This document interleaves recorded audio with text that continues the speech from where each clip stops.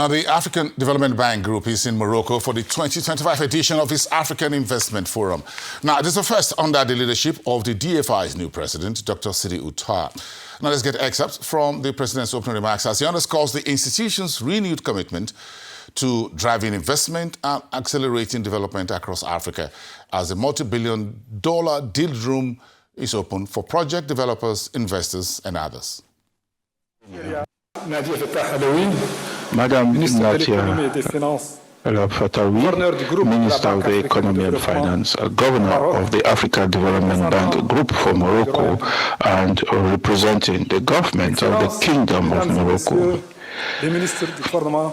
Honorable Ministers, members of the government of the Kingdom of Morocco, honorable ministers here present and invited from Angola, Union of the Comoros, Côte d'Ivoire, Ethiopia, the Gambia, Guinea, the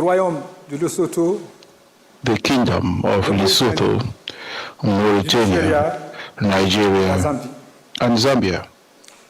Mesdames et Messieurs les membres du corps diplomatique et représentants, members of the diplomatic corps and representatives of intergovernmental organizations accredited to the government of Morocco, Madam Fatima El Moutni, Mayor of Rabat, Mr. Mohamed Wakoubi, who is the Walid of the Rabat Saleh Kenetra region and Governor of Rabat Prefecture, Mr. Hatid LT, President of the Rabat Saleh Kenetra region. Dear distinguished founding partners of the Africa Investment Forum, executive directors of the Africa Development Bank Group, members of senior management of the Africa Development Bank Group, dear colleagues, representatives of the media, distinguished guests, ladies and gentlemen, Salam Alaikum.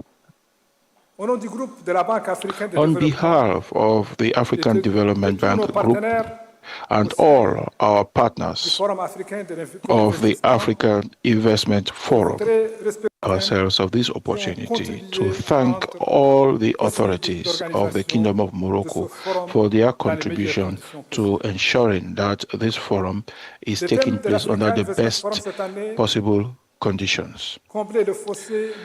This year, the theme of the Africa Investment Forum, Marketplace, Bridging the Gap, Mobilizing Private Capital to Unlock Africa's Full Potential, echoes the urgent need to mobilize resources to ensure the financing of our continent's development. While Africa is replete with investment opportunities, there is a persistent financing gap which really impedes the implementation of our common ambitions. And in this respect, our financial managers, our guarantee funds, our sovereign wealth funds, our pension funds, our insurers, our stock exchanges would really gain if they work together and develop synergies. Furthermore, our continent is experiencing a remarkable population growth, and by 2015, Africa will account for 25% or so of mankind, and it is estimated that by 2050, the labor force of our continent will be higher than that of China and India put together. And we need to transform this demographic force to an economic force. And this would require that we invest at scale in resilient infrastructure and create a conducive environment for transforming our commodities, raw materials on the continent of Africa. And it is against this backdrop that the four cardinal points, which are the beacon of my vision for the Africa Development Group, comes to address those urgent needs for our continent.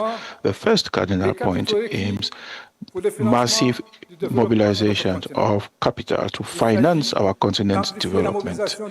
So we have to increase the mobilization of domestic and international resources thanks to innovative instruments, and actually increase the leverage effect of the capital by 10. And in this respect, we are looking at crowding in private sector, leveraging domestic and international savings, at the same time developing the appropriate guarantee and risk mitigation measures.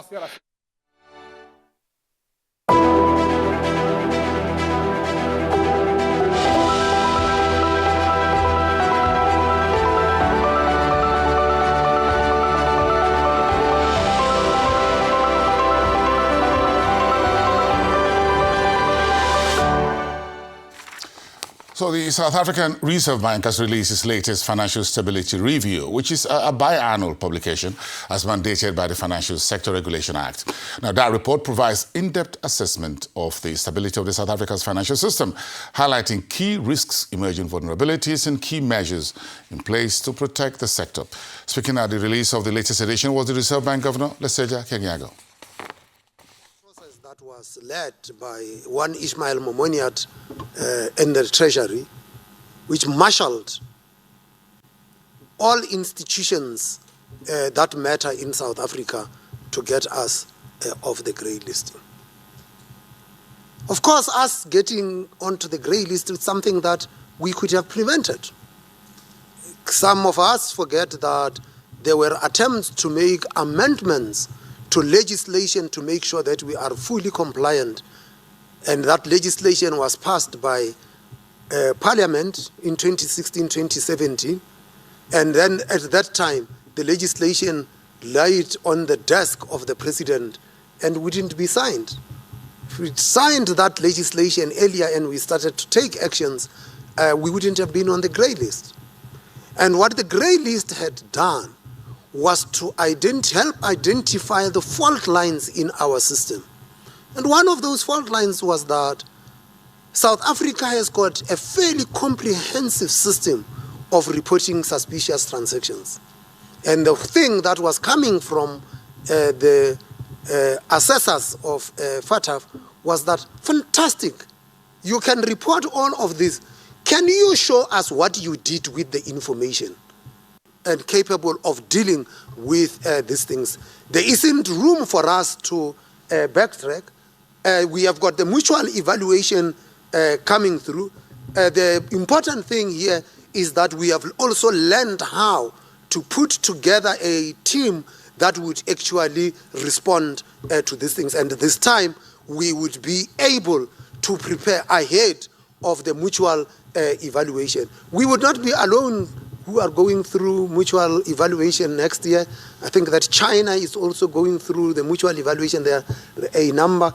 And interestingly, is that the US will also be going through its assessment next year. And so we are going to see how that actually comes out.